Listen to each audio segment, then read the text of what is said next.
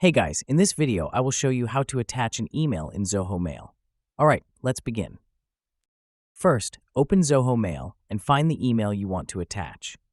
Once the email is open, look for the downward arrow near the reply or forward icons. Click it and choose the option to save the email as a file.